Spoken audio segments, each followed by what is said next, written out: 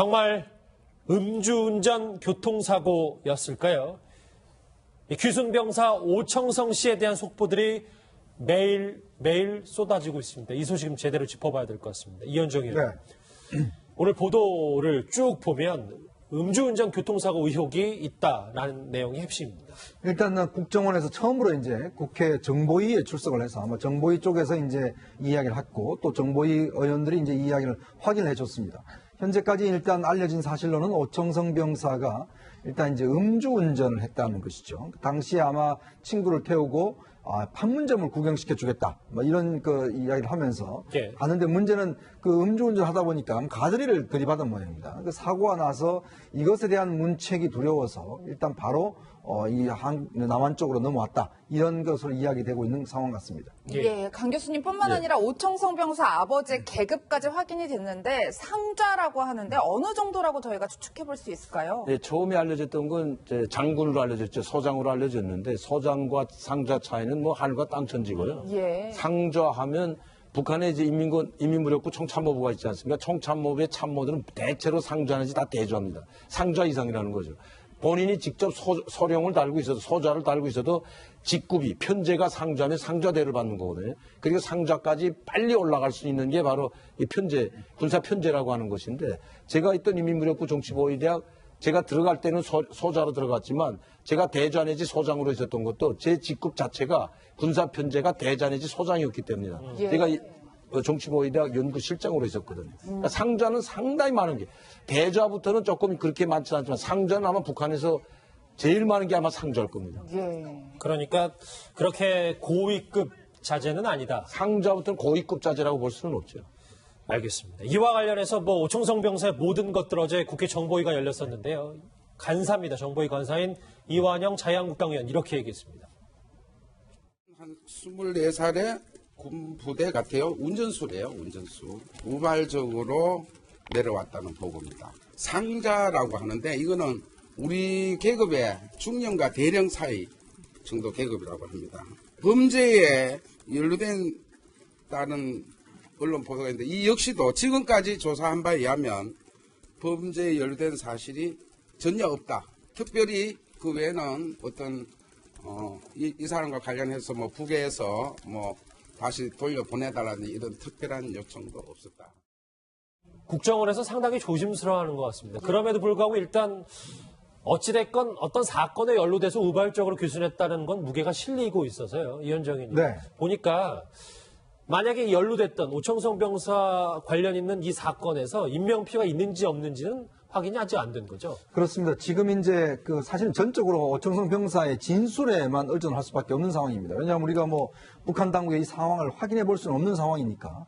근데 문제는 이제 지금 아까 이제 이완영 의원이 이야기한 대로 오청성 병사가 다른 병사를 옆에 태우고 판문점을 구경시켜 주겠다라고 하다가 사고가 났다고 이야기하지 않습니까? 예. 그렇다면 지금 그러면 그 병사는 어떻게 됐는지 같이 탔던 그렇죠. 이게 이제 사실 미스테리한 것이죠. 그러니까 이 부분에 대해서 아직까지 조사가 좀 덜 된 것 같습니다. 왜냐하면 지금 오청성 병사의 간 상태가 그렇게 좋지가 않아서 오랫동안 조사를 할 수가 없어서 이 부분에 대한 진술을 아직까지 받아내지는 못한 것 같은데 문제는 이제 만약에 사고사가 있었다라면 그 옆에 같이 탔던 병사가 사망을 했다든지 사고사로 뭐 그런 경우가 있을 수가 있겠죠. 만약 그럴 경우에 이제 예를 들어서 아까 이야기했지만 범죄는 아닌 것 같다라고 이야기하지 않습니까? 예. 범죄라는 것은 고의적으로 예를 들어서 다른 사람을 죽인 것이 아니고 실제로 이제 어떤 사건과 관련해서 실제로 불가항력적으로 이제 사망했던 이런 것이 있을 수 있다라면 그건 좀 다른 차원이거든요. 그래서 아마 지금 현재까지 조사된 걸로 보면 일단은 현재 그 같이 탔던 병사가 어떻게 된지 아직 이제 확실치는 않지만 어쨌거나 그 사고로 즉 차 사고로 음주 사고로 해서 뭔가 인명 피해는 있었지 않을까라는 예상을 해봅니다. 예, 강 교수님뿐만 아니라 지금 보도에 따르면 이미 오청성 병사가 귀순 당시에도 취한 상태였다는데 사실 오청성 병사가 귀순했을 그 시각이 굉장히 대낮이라고 할 수 있잖아요. 저희 방송 시간대였단 말이에요. 그렇죠. 그러니까 아마 점심을 먹으면서 술을 한잔 하지 않았을까. 북한은 뭐 만약에 저 증언이 맞다면. 네, 술에 취한 게 맞다면 점심을 먹으면서도 반주를 한잔 할 수가 있거든요. 그리고 운전수이기 때문에 아마 생활 범위가 상당히 넓습니다. 운전수라는 그 위치가 우리하고 다르죠. 북한에는 차를 구하고 어디 나가려면 그 판문점 내 그 경비구역 내에서 어디 개성으로 가든지 어디 가려면 운반 수단이 필요하지 않습니까? 그렇기 때문에 운전수에 대한 활동 범위가 상당히 넓기 때문에 또 자기는 개성이라든가 그 주위에도 자주 다녔을 겁니다. 그러니까 예. 민간인들하고 결혼도 있고 뭐 식료 공장에 연관 결혼가 있기 때문에 술을 구입할 수 핸들을 있어요. 잡는 운전수가 술을 마신다는 게 아무리 뭐 북한이라고 하더라도 이해는 잘 안 돼서요. 북한에서는 뭐 음주운전 뭐 단속이라는 게 별로 없기 때문에 예. 뭐 저녁에 낮이나 저녁이나 뭐 반주하는 거는 뭐 운전수라도 술 먹고 사고만 내지 않으면 되는데 이 오청성 병사는 아마 술을 먹고 사고 나게 되니까 거기서 범죄를 했다는 것보다 처벌이 들어올 수 있는 거죠. 예. 그러니까 술 취한 김에 아마 그냥 냅다 달려서 한국으로 우리 이쪽으로 넘어오지 않았을까도 한번 생각해 볼 수 있다는 겁니다. 예. 그러니까 돌발적으로 올 수는 있는 거죠. 강 교수님 그렇다면 좀 이어서 질문을 드리면 북한에서는 음주운전으로 인한 사고를 냈을 경우에 어느 정도 처벌을 받길래 귀순까지 감행한다고 생각할 수 있을까요? 대체적으로 뭐 평양이라든가 이런 도시에서 운전수들이나 고급차 운전수들은 다 간부들하고 연관되어 있기 때문에 다 덮어줍니다. 그러니까 인명피해만 없다면 자동차를 몰고 술 먹고 사람을 치워서 인명피해가 나지 않는 한 대체적으로 다 그 교통안전국하고 협의해가지고 처리를 해주고 벌금 좀 내는 걸로 이제 끝나거든요. 예. 그러나 인명피해를 냈을 땐 달라지죠. 그럼 그 간부까지도 처벌받을 수가 있습니다. 그러나 그렇지 않다면 술 먹고 운전하더라도 조그만 뭐 차 사고 나서 차가 파손되던가 하는 것은 뭐 그렇게 크게 책임을 묻지는 않습니다. 아까 저 판문점에서 그때 당시 3시쯤에 이제 JS를 통해서 넘어올 때 화면 있었잖아요. 한번 다시 보여주시겠어요? 그 당시 군용차, 지프차가 저렇게 전속력으로 달려왔고 다음 화면 아까 보시면 그 이제 일명 도랑이라고 하는 곳에 이제 그 앞 타이어가 박혔단 말이죠. 그 부분도 만약에 이 증언이 맞다면 음주 상태였다라는 건데 생각보다 좀 여러 가지 뒷얘기들이 나올 것 같습니다. 당시 오청성 병사를 치료했던 이국종 교수도 지금 말씀드렸던 이 관련 내용에 대해서 상당히 조심스러운 반응을 내놨던 적이 있습니다. 과거 목소리 한번 듣고 오겠습니다. 선생님, 그 정보 같은 거는 정말 제가 그게 힘든 게 왜냐하면 그거는 그 실정법하고 관계가 되기 때문에 제가 환자분의 혈중 알코올 농도는 그 영상을 가지고 오지 않으면 제가 막 그렇게 함부로 하지 않습니다. 정말 죄송합니다. 선생님, 죄송합니다. 제가 사실은 그거 보도를 제가 직접 본 게 아니라 우리 홍보팀장님께서 이렇게 써머리를 해가지고 뭐 좀 이런 거 굉장히 걱정스럽다 뭐 이런 것 때문에 병원장님께서 격노하셨다 이런 것만 저한테 말씀하시기 때문에 제가 이렇게 다 알지 못합니다. 선생님. 지금 알았는데 당시에도 저런 뭐 알코올 수치, 알코올 농도 얘기가 나왔었어요. 글쎄 말입니다. 지금 뭐 어떤 기자가 질문을 했는지 모르겠지만 지금 상황으로 되돌이켜 보면 당시 이제 그런 뭐 여러 가지 질문을 했겠죠. 아마 그런 부분에 대해서 지금 이국종 교수의 대답이 보면 지금 상황에 비춰보면 이국종 교수도 뭔가 좀 알고 있었던 거 아닌가라는 좀 느낌이 들어요. 왜냐하면 이제 예를 들어서 수혈을 하게 되면 예를 들어서 뭐 이제 혈액을 채취해서 혈액에 대한 조사를 하지 않겠습니까? 예. 뭐 혈액형도 조사를 하게 되고 또 혈액 안에 뭐 어떤 성분이 들어있는지도 조사를 하게 되고 아마 그런 상황에서 이제 거기에 알코올 성분이 있었던 것 그리고 이제 본인도 이야기를 하지만 이게 실정법에 어긋나기 때문에 말해줄 수 없다라고 이야기를 하잖아요. 이제 그런 걸로 비춰봐서 아마 육종 교수 당시에 이런 왜냐하면 또 일단 술에 취하면 일단 냄새가 좀 나지 않습니까? 예. 그런 부분에 대해서 이제 아마 좀 짐작을 한 것 같은데 일단 지금 상황으로 봐서는 일단 음주 상태에서 이제 만약에 들어왔다면 당시에도 보면 조금 이제 비틀거리는 좀 장면들도 있었거든요. 그러니까 넘어올 때도 보면 이제 그런 것들이 조금 이렇게 이제 상황들을 좀 맞춰보면 지금의 어떤 상황 자체가 조금 이해는 되는 것 같습니다. 물론 조심스럽긴 합니다만 그런 가능성이 있기 때문에 저희가 한번 조심스럽게 접근을 합니다. 예, 강 교수님.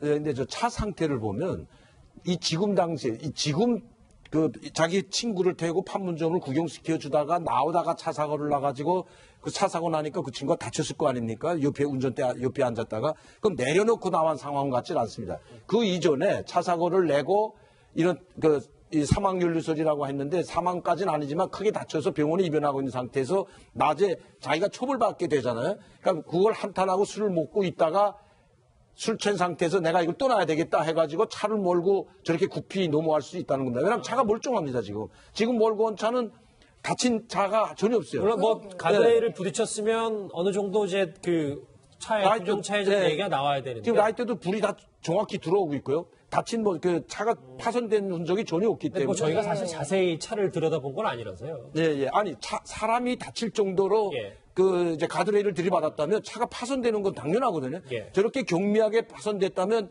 사람이 사망될 정도의 사고를 나지 않았다는 거죠.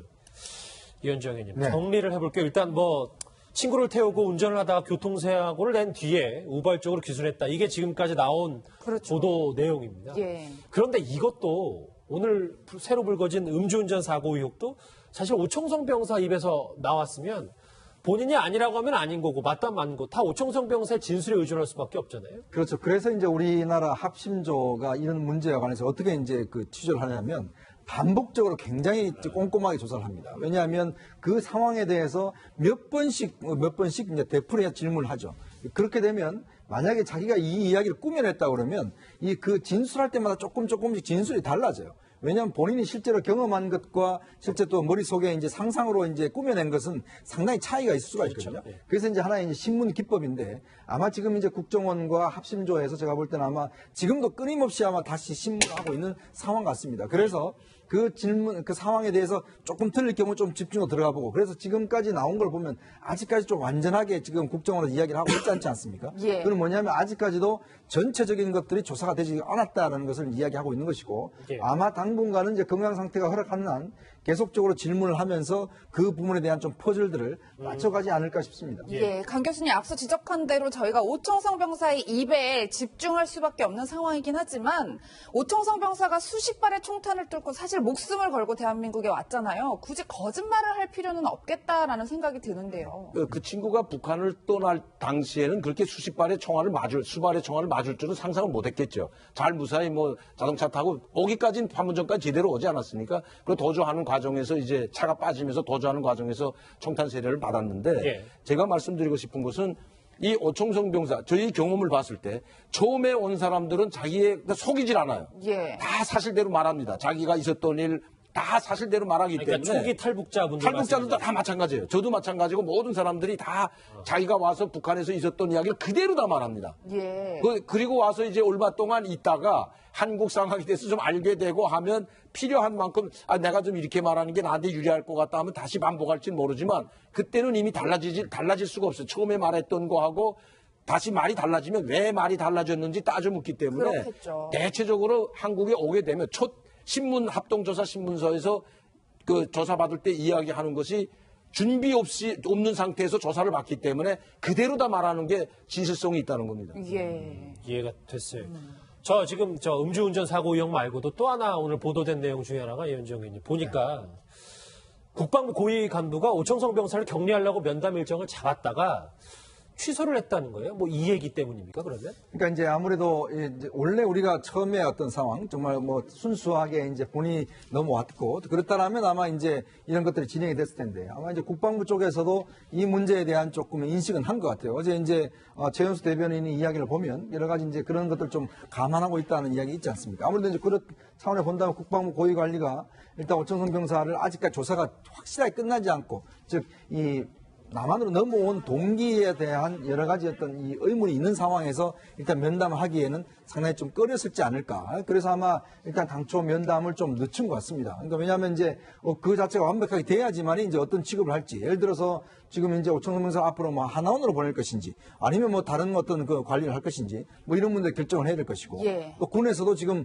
VIP 대우를 해주고 있잖아요. 이제 그런 상황이기 때문에 일단은 이 귀순 동기 자체의 어떤 순수성 이런 부분을 좀 더 확인을 하기 위해서 아마 면담을 취소했지 않을까 싶습니다. 그러면 앞으로 저런 보도가 쏟아져도 국정원 입장에서는 저 사실관계를 확인해 줄 수는 앞으로도 없겠네요.